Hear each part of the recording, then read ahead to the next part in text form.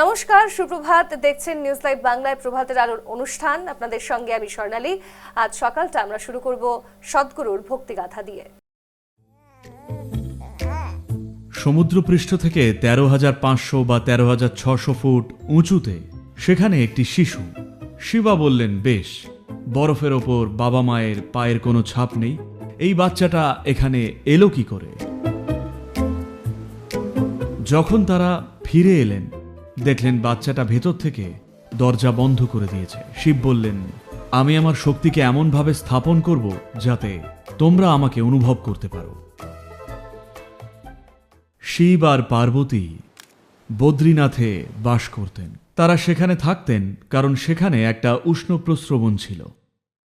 তো তারা সেখানে একটা ছোট্ট কুটিরে থাকতেন, যেটা সমুদ্রপৃষ্ঠ থেকে প্রায় ১৩,৫০০ বা ১৩,৬০০ ফুট উঁচুতে অবস্থিত। তারপর একদিন তারা সেই গরম জলের কুণ্ডে স্নান করতে গেলেন।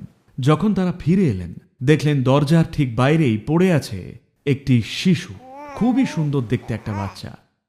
পার্বতীর মনে সবসময়ই একটা দুঃখ ছিল যে তার নিজের কোনো সন্তান নেই, আর তার সন্তান হওয়া সম্ভব নয়, কারণ শিবের মধ্যে কোনো মানব প্রজাতির বীজ ছিল না। তো পার্বতী যেহেতু একজন মানুষ, তাই শিবের বীজ তিনি ধারণ করতে পারতেন না, তাই তার নিজের সন্তান হওয়া সম্ভব ছিল না। তার ঠিক এই হতাশা থেকেই তিনি গণপতিকে সৃষ্টি করেছিলেন। এই আকুলতা থেকেই তিনি কার্তিকের যা অবশিষ্ট ছিল তা বাঁচানোর চেষ্টা করেছিলেন। ৬টি আলাদা শিশুর অবশিষ্টাংশ জুড়ে কার্তিকের রূপ দেন।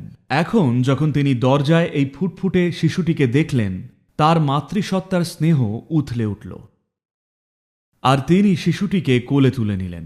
শিব বললেন, দাঁড়াও, এই বাচ্চাটিকে ছুঁয়ো না। একটা দুধের শিশু, যে কিনা সমুদ্রপৃষ্ঠ থেকে প্রায় ১৪,০০০ ফুট উঁচুতে এসে হাজির হয়েছে, তাও আবার সাথে কেউ নেই, একেবারে একা একা, এটা মোটেই সুবিধের লক্ষণ নয়। ওকে ছুঁয়ো না।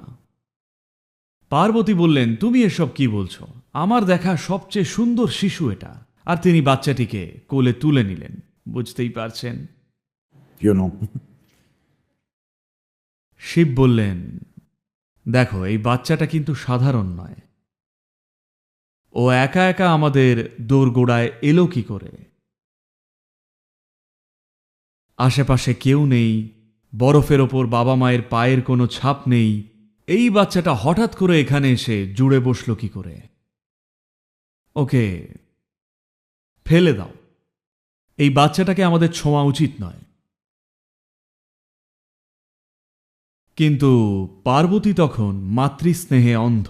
তিনি বললেন, না, ওইসব হবে না, বলে বাচ্চাটাকে নিয়ে সোজা ঘরে গেলেন। একটা গোটা দিন ২৪ ঘন্টা ধরে আদর যত্ন আর যা হওয়ার সব হলো। পরদিন তারা আবার স্নান করতে গেলেন। যখন ফিরে এলেন, দেখলেন বাচ্চাটা ভেতর থেকে খিল তুলে দিয়েছে, আর তাদের দুজনকে আর ভেতরে ঢুকতে দিচ্ছে না। পার্বতী ভাবলেন, এটা কি করে সম্ভব? একটা এতটুকু বাচ্চা ভেতর থেকে দরজা বন্ধ করবে কি করে? যেই বাচ্চা ১৪ ফুট উঁচুতে একা চলে আসতে পারে, সেই বিটকেল বাচ্চা সব কিছু করতে পারে।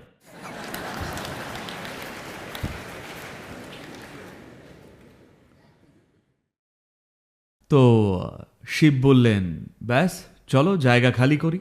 ও ভেতর থেকে ঘর আটকে দিয়েছে, চলো অন্য কোথাও যাই। কিন্তু পার্বতী বললেন, এটা তো আমাদের বাড়ি। ব্যাপারটা এমনই ছিল। আজ হয়তো এটা আমাদের বাড়ি, কিন্তু ভুল লোককে ভেতরে ঢুকতে দিলে সেটা আর আমাদের থাকে না। তারপর তারা ১২,৭০০ ফুট উচ্চতায় কান্তি সরোবরে চলে গেলেন। তো তাকে নিজের বাড়ি হারাতে হলো, কারণ সেই বাচ্চাটা ভেতর থেকে ঘর আটকে দিয়েছিল। শিশুটি ছিলেন বিষ্ণু। তিনি ভেবেছিলেন, একজন বৈরাগী যোগীর কি বা যায় আসে, সে এখানে থাকুক বা ওখানে।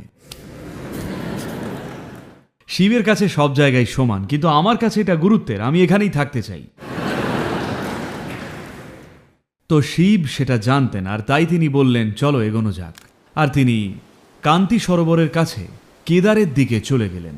কিন্তু যে যোগীরা বা অন্যরা তাদের অনুসরণ করছিলেন, তারা কেদারেই থেকে গেলেন।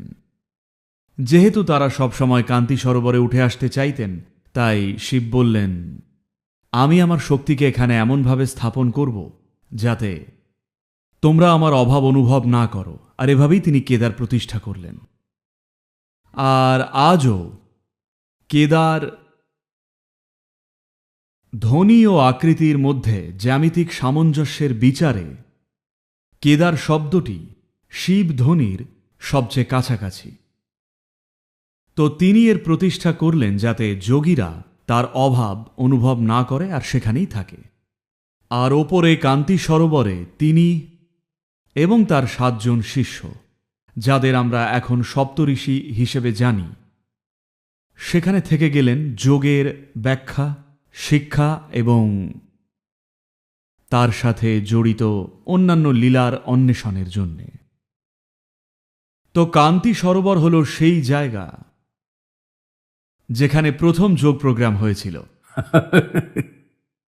কোনো ছোটখাটো উইকেন্ড প্রোগ্রাম বা ওইরকম কিছু নয়, বরং এক দীর্ঘমেয়াদী যোগ প্রোগ্রাম। সেখানে তিনি ব্যাখ্যা করেছিলেন মহাবিশ্বের সমগ্রতা এবং মানুষের অস্তিত্বের মধ্যে সম্পর্কটি, কিভাবে এটাকে অন্বেষণ করা যায়, এটা করার বিভিন্ন উপায় কি কি, কিভাবে একজন মানুষ তার অভিজ্ঞতায় সর্বজনীন এবং মহাজাগতিক হয়ে উঠতে পারেন। তো এই সম্পূর্ণ পদ্ধতি, যার মাধ্যমে একজন মানুষ অস্তিত্বের এই অখণ্ডতা এবং সর্বজনীনতাকে অনুভব করতে পারেন, তাকেই বলা হয় যোগ। অবশ্য এর অনেক রূপান্তর এবং বিকৃতি ঘটেছে। তো মহাজাগতিক মাত্রাকে অন্বেষণ করা এবং তার সাথে নিজেকে এক করা থেকে শুরু করে শরীরটাকে একেবারে মুচড়ে ওই বাসি চাউমিনের মতো দেখতে লাগা পর্যন্ত যোগ অনেক কিছুই দিয়ে গেছে। কিন্তু এটাকে মেরে ফেলা সম্ভব নয়, কারণ এটা জীবন্ত সত্য। যে কোনো সময়, ধরা যাক কালকেই যদি সবাই সমস্ত যোগ সাধনা পুরোপুরি ছেড়ে দেয়, তাহলেও আজ থেকে 1000 বছর পর কেউ আবার এর খোঁজ করলে সে এটাকে ঠিক খুঁজে পাবে। কারণ এটা কোনো শাস্ত্র নয় যে নষ্ট হয়ে যাবে, এটা কেবল মানুষের স্মৃতিতে নেই যে মুছে যাবে। এটা অস্তিত্বের মধ্যেই থাকা জীবন্ত সত্য। শুধু ব্যাপারটা হলো যে সেই অন্বেষণের জন্যে, বিষয়গুলোকে উন্মোচন করার জন্যে হয়তো নির্দিষ্ট মাত্রার তীব্র অনুভব শক্তি এবং সহনশীলতা এবং অধ্যাবসায়ের প্রয়োজন হতে পারে। কিন্তু এটা সবসময়ই আছে, তাই এটা পুরোপুরি হারিয়ে যাওয়ার কোনো ভয় নেই। কিন্তু হয়তো প্রজন্মের পর প্রজন্ম এর স্বাদ থেকে বঞ্চিত হবে। তাই এই প্রজন্মের ওপর এক বিশাল দায়িত্ব রয়েছে, যেখানে ইতিহাসে প্রথমবার আমাদের কাছে প্রচারের বা যোগাযোগের এমন মাধ্যম বা উপায় রয়েছে যার সাহায্যে পৃথিবীর সমস্ত মানুষের কাছে আমরা পৌঁছতে পারি। একই সাথে যোগাযোগের এই মাধ্যমগুলো সম্ভবত মানব ইতিহাসের সবচেয়ে বড় বিক্ষেপ বা ডিস্ট্রাকশনের কারণ হয়ে দাঁড়িয়েছে। তাই এগুলোকে সঠিক অর্থে ব্যবহার করা আর নিশ্চিত করা, এটা যেন একটা সম্ভাবনার দ্বার হয়ে ওঠে, কোনো বাধা নয়। এটা যেন আমাদের উন্নীত করার একটা প্রক্রিয়া হয়, বিভ্রান্তি বা জগাখিচুড়ি পাকানোর পথ না হয়ে ওঠে। এটাই একটি প্রজন্ম হিসেবে আমাদের দায়িত্ব।